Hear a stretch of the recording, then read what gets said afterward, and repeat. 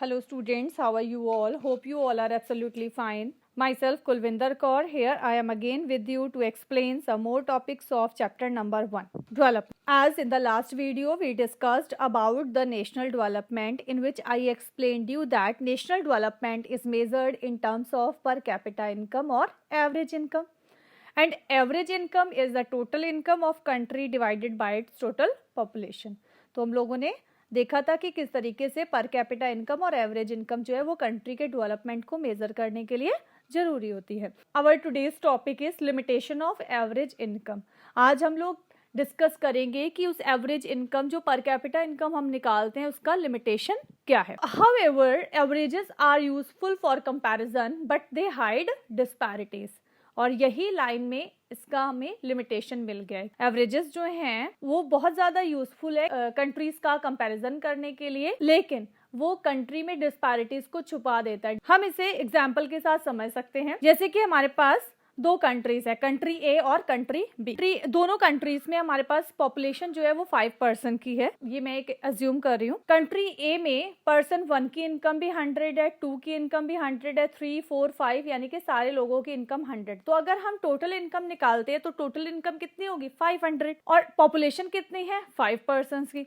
तो average income अगर हम फाइंड आउट करते तो टोटल इनकम अपॉन पॉपुलेशन होगा. तो टोटल इनकम 500 अपॉन 5 अगर हम करते तो हमारे पास एवरेज इनकम कितनी निकल कर आ रही है 100.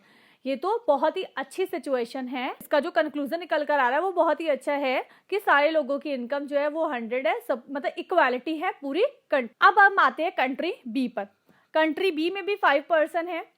पर्सन 1 की इनकम 10 है, पर्सन 2 की 20, 3 की 40, 4th की 30 और 5th पर्सन की इनकम जो है वो 400 है, यानी कि बहुत ज्यादा अमीर है. अगर हम टोटल इनकम निकाल रहे हैं तो हमारे पास टोटल इनकम अगेन 500 निकल कर आ रही है और पॉपुलेशन सेम 5 है.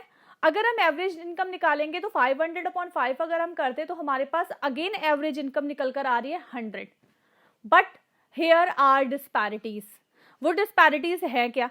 अगर हम देख रहे हैं कि कुछ लोगों की इनकम जो है वो बहुत ज्यादा कम है और एक पर्सन की इनकम जो है वो इवन एवरेज इनकम से कहीं ज्यादा है.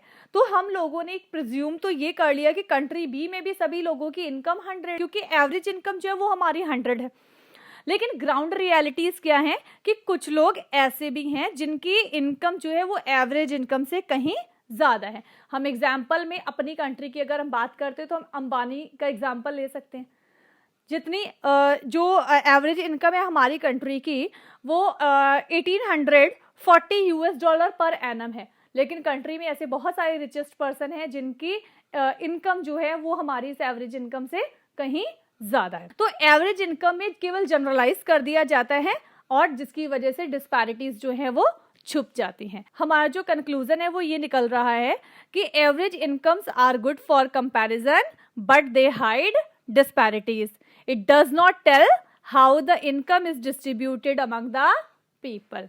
There may be more poorer people or 1 or 2 richer in the country. लेकिन ये चीज हमारी एवरेज इनकम से शो नहीं होती है. इसीलिए हम लोगों को अदर क्राइटेरियाज यूज करने होते हैं कंट्री में डेवलपमेंट को मेजर करने के लिए. वो अदर क्राइटेरियाज क्या हैं ये मैं आपको नेक्स्ट वीडियो में एक्सप्लेन करूंगी. I hope you all have understand the topic. Thank you so much.